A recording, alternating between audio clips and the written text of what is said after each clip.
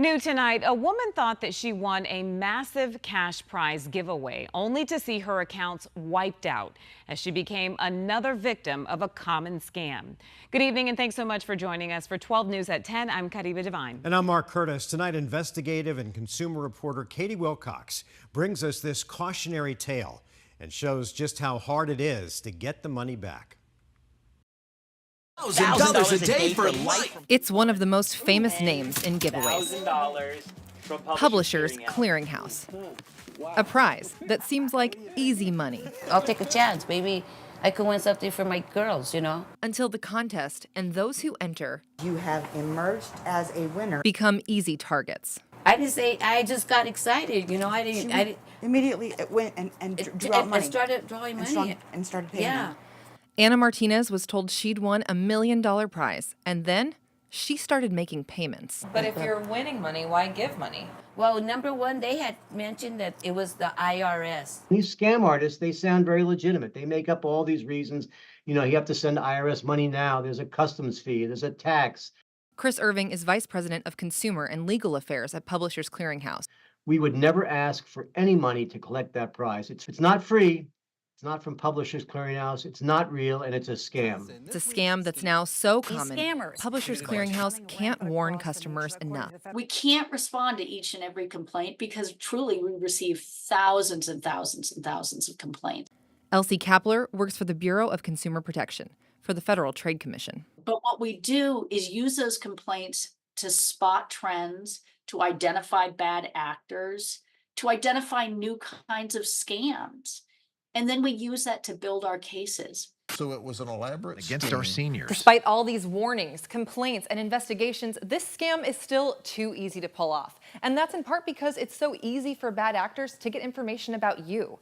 When you enter a contest, you give your name, your address, your phone number, and a quick online search shows that doesn't always stay private. If you go online right now and you search sweepstakes files, that there are third parties that are selling information about consumers that have sent money to find out about sweepstakes, not from Publishers Clearinghouse.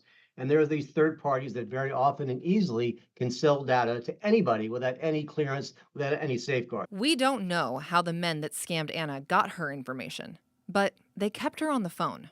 And they're really, and the way they say things, you know, like we're not Using taking the common foot off and the table. convincing tactics, they got Anna to send wire transfers and then gift cards, raising red flags for her friend Jessica. And I said, why? You're lying to her.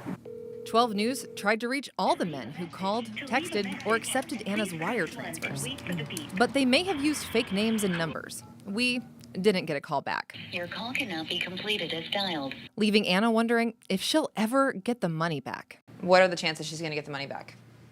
Hard to know what the chances are, but here's my advice to anyone. Get on the horn immediately. Sometimes that can be reversed.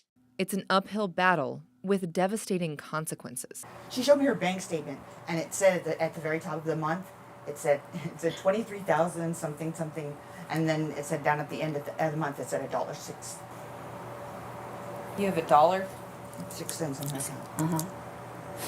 Altogether, Anna lost nearly $30,000. Can you pick up the phone, please? Still, the calls kept coming in. Excuse me, you are not taking the last of her money.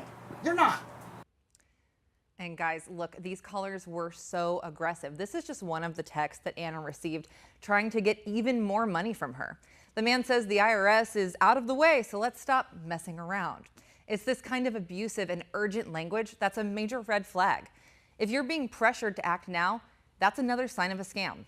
Yeah, Katie, it's just devastating. And, you know, they're throwing all these legit things out like IRS and the Publishers Clearinghouse. You can see how someone could easily be fooled by these scammers. But, you know, what other things, what other key warnings do people and their family members need to know about how these scams are happening? Right. I mean, the first thing is to know when to hang up because it's a scam. The FTC will tell you that gift cards are for gifts, not for payment. Never send a wire transfer to someone you don't know, and never pay for the prize. The prize is free. Right now on 12news.com, you can find a report where to send your reports for these kind of scam calls and help investigators stop the next one. I'll also note that we heard about this story from a viewer reaching out to us. So if you have a story tip, just send us an email to connect@12news.com. Mark? Katie, hopefully this will save at least one person from becoming another victim. Thank you.